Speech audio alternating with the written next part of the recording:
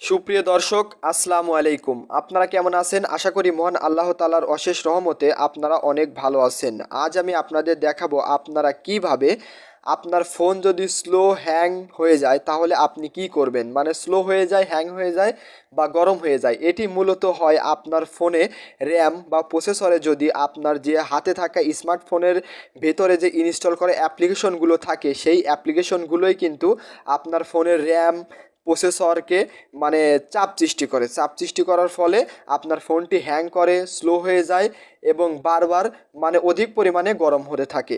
এই ভিডিওতে আমি দেখাবো কিভাবে এই সমস্যার সলিউশন আনবেন। সো আপনি যে কাজটি করবেন, আমি এই সমস্যার তিনটি সলিউশন দেখাবো।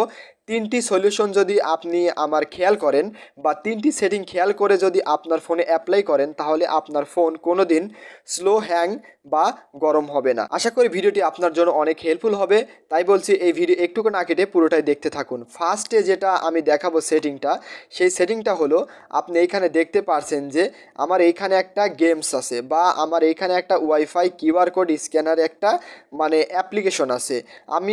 আপনি যে কাজটি করেন বা আমরা সচরাচর যে কাজটি করি, আমাদের ফোনের যে অ্যাপ্লিকেশনগুলো আছে সেইগুলো আমরা ট্যাপ করে ধরে রাখি। ট্যাপ করে ধরে রাখার পরে ইনস্টল নামে যে অপশনটা আসে, আমরা যে কাজটি করি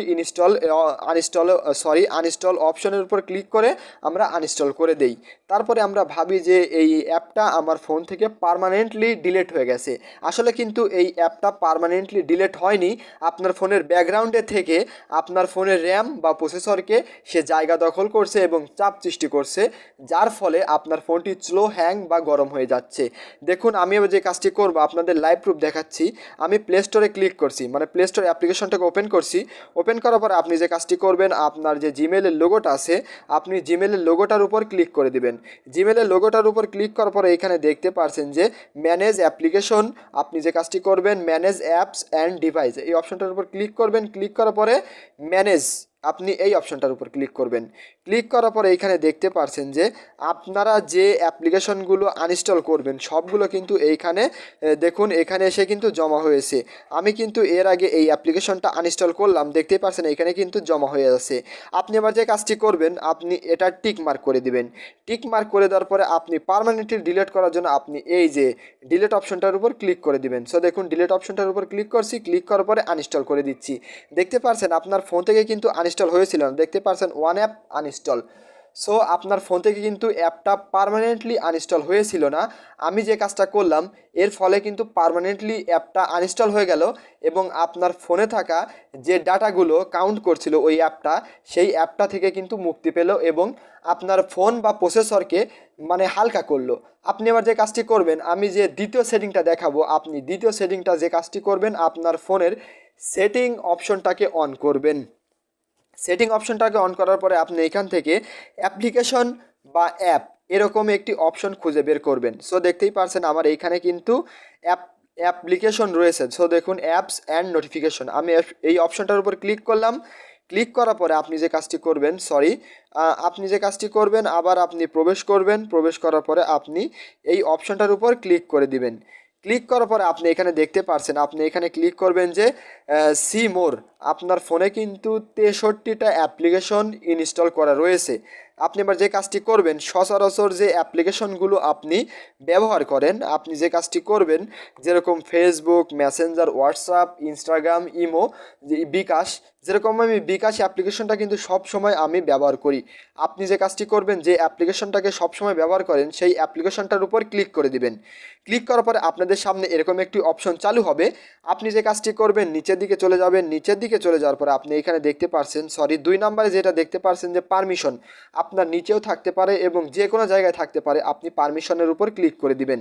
পারমিশনের উপর ক্লিক করার পরে এখানে দেখতে পারছেন যে আমার এইখানে কিন্তু দেওয়া রয়েছে অ্যালাউ, মানে এখানে নট অ্যালাউ দেওয়া রয়েছে। আপনি যে কাজটি করবেন এগুলোকে অ্যালাউ করে দিবেন। অ্যালাউ না করার কারণে আপনার ফোনের যে অ্যালাউ পারমিশন চাই এরকম একটা মানে কি বলবো যখন একটা অ্যাপ মানে পারমিশন চায়, যখন আপনি দেন না, তখন কিন্তু সেই অ্যাপটা পারমিশনের জন্য কিন্তু র্যাম বা প্রসেসরকে চাপ সৃষ্টি করে। এর ফলেই কিন্তু আপনার ফোনটি গরম বা হ্যাং করে। আপনি যে কাজটি করবেন, সমগ্র যেটা মানে পারমিশন চাইবে যে অ্যাপটা আপনি মানে যে অ্যাপটা সচরাচর সবসময় ব্যবহার করেন, সেই অ্যাপটার যতগুলো পারমিশন চাইবে আপনি সকল পারমিশনগুলোকে অ্যালাউ করে দিবেন।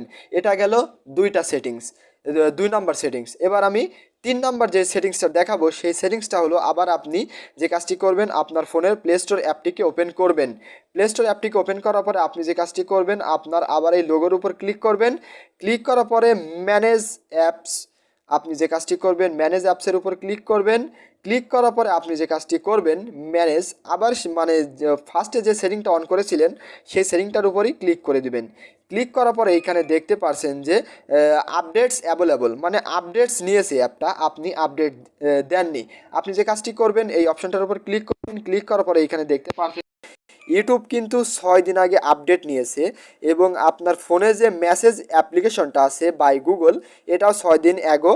এবং সেটিংস এবং দেখতেই পারছেন ম্যাপ কিন্তু 28শে অক্টোবর এরকম দেখাবে, মানে কবে আপডেট নিয়েছে, কিন্তু আপনার ফোন থেকে এগুলোকে আপডেট করেননি। আপনি যে কাজটি করবেন, আপনি সমগ্রগুলোকে মানে সমগ্র অ্যাপ্লিকেশনকে আপনি টিকমার্ক করে দিয়ে আপনি আপডেট করবেন। আপডেট করলে আপনার ফোনের যে প্রসেসর বা র্যাম আছে সেখান থেকে এই অ্যাপগুলো প্রসেসর বা র্যামকে আর চাপ সৃষ্টি করবে না। এর ফলে আপনার ফোনটি কোনো দিনের জন্য স্লো হ্যাং বা গরম হবে না।